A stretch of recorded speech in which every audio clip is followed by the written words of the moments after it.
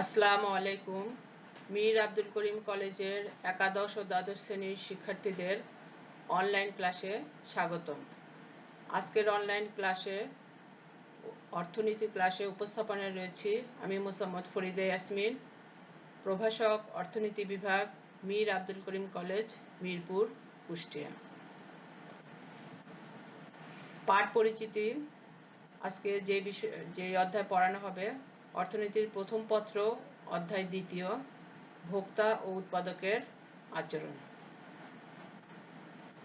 শিক্ষার্থীরা খেয়াল করো এই চিত্রতে কতগুলো বিষয় আছে। যেমন এটা হচ্ছে গাড়ি, এটা হচ্ছে সোনার বার, এরপরে নিচে রয়েছে টাকা।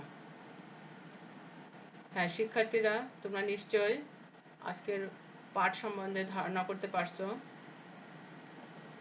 হ্যাঁ, আজকে আমরা যেটা পড়াবো সেটা হচ্ছে চাহিদা বা ডিমান্ড, অর্থাৎ আজকে আমরা চাহিদার উপরে আলোচনা করব। শিখন ফল এই পাঠ শেষে শিক্ষার্থীরা যে বিষয়গুলো জানতে পারবে: চাহিদা কি তা বলতে পারবে, চাহিদা বিধিটি সূচি ও চিত্রের মাধ্যমে বর্ণনা করতে পারবে। প্রিয় শিক্ষার্থীরা, আসো প্রথমে আমরা চাহিদা সম্বন্ধে জেনে নিই। তো চাহিদা অর্থনীতিতে একটি খুবই গুরুত্বপূর্ণ বিষয়। সাধারণ অর্থে চাহিদা বলতে আমরা বুঝি যেটা যে কোনো দ্রব্য পাওয়ার ইচ্ছা বা আকাঙ্ক্ষা, কিন্তু অর্থনীতিতে শুধুমাত্র আকাঙ্ক্ষাকেই চাহিদা হিসাবে ধরা হয় না। যেমন একজন ভিক্ষুকের একটি মোটর গাড়ি পাওয়ার ইচ্ছা বা আকাঙ্ক্ষা রয়েছে, কিন্তু তার প্রয়োজনীয় অর্থ নেই, এই কারণে তার এই আকাঙ্ক্ষাকে চাহিদা হিসাবে ধরা হবে না।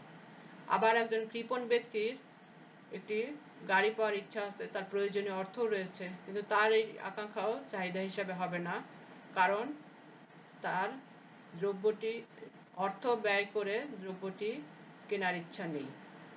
এই জন্য আমরা দেখি যে চাহিদার সংজ্ঞাটি কি।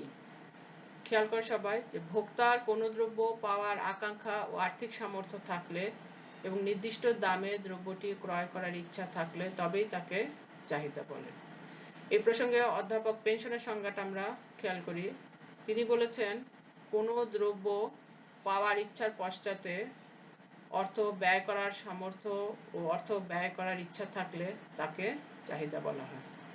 হ্যাঁ, তাহলে চাহিদা হতে গেলে আমরা দেখতে পাচ্ছি যে কতগুলো এর বৈশিষ্ট্য বা শর্ত রয়েছে। আমরা সেই বৈশিষ্ট্যগুলো দেখি। বৈশিষ্ট্য হচ্ছে কোনো দ্রব্য ভোগের আকাঙ্ক্ষা, ভোক্তার আর্থিক সামর্থ্য, ভোক্তার অর্থ ব্যয় করার ইচ্ছা। এই বৈশিষ্ট্যগুলো থাকলে তখন তাকে অর্থনীতিতে চাহিদা হিসাবে ধরা হবে। এরপরে আসো যে আমরা এখন যেটা আলোচনা করব যে চাহিদা বিধি সূচি এবং চিত্রের সাহায্যে ব্যাখ্যা করব। প্রথমে আমরা চাহিদা বিধি সম্বন্ধে জেনে নিই। চাহিদা বিধি বলতে কি বোঝায়? যে বিধির সাহায্যে দ্রব্যের দামের সাথে চাহিদার ক্রিয়াগত সম্পর্ক প্রকাশ পায় তাকে চাহিদা বিধি বলা হয়। দ্রব্যের দামের সাথে চাহিদার একটি ঘনিষ্ঠ সম্পর্ক রয়েছে এবং সেই সম্পর্কটা হচ্ছে বিপরীতমুখী। অন্যান্য অবস্থা অপরিবর্তিত থেকে যদি দ্রব্যের দাম বাড়ে তাহলে চাহিদা কমে এবং দাম কমলে চাহিদা বাড়ে। এটি হলো চাহিদা বিধি।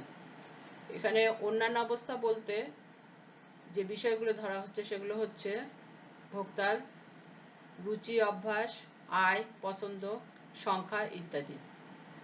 তাহলে দেখতে পাচ্ছি দ্রব্যের দামের সাথে চাহিদার সম্পর্কটা হচ্ছে বিপরীতমুখী। এখন আমরা একটি সূচির সাহায্যে এই চাহিদা বিধিটি দেখব। এখানে দেখো সূচিতে বাম দিকে দ্রব্যের দাম এবং ডান দিকে চাহিদার পরিমাণ ধরা হয়েছে। দাম যখন 10 টাকা তখন চাহিদার পরিমাণ হচ্ছে 5 কেজি। দাম যখন 5 টাকা তখন চাহিদা বেড়ে হয়েছে 10 কেজি। এখানে দেখো দাম কমে গেছে তখন চাহিদা কিন্তু বেড়ে গেছে। তো এইভাবে দ্রব্যের দামের সাথে চাহিদার সম্পর্ক রয়েছে বিপরীতমুখী। এখন আসো আমরা এই সূচিটা চিত্রের সাহায্যে ব্যাখ্যা করি, অর্থাৎ চাহিদা বিধিটা আমরা চিত্রের সাহায্যে দেখি। চিত্রে দেখো নিচের দিকে অর্থাৎ ভূমি অক্ষে ও এক্স অক্ষে চাহিদার পরিমাণ ধরা হয়েছে আর লম্ব অক্ষে দ্রব্যের দাম ধরা হয়েছে। এখানে দেখো দাম যখন 10 টাকা তখন চাহিদার পরিমাণ 5 একক। এদের সমন্বয় সূচক বিন্দু হচ্ছে এ বিন্দু। এরপরে দাম কমে যখন 5 টাকা হলো তখন চাহিদা বেড়ে 10 একক হয়েছে। এদের সমন্বয় সূচক বিন্দু হচ্ছে বি বিন্দু। এখন এই এ ও বি বিন্দু যোগ করার ফলে যে রেখাটা পাওয়া যাচ্ছে এটি হচ্ছে চাহিদা রেখা।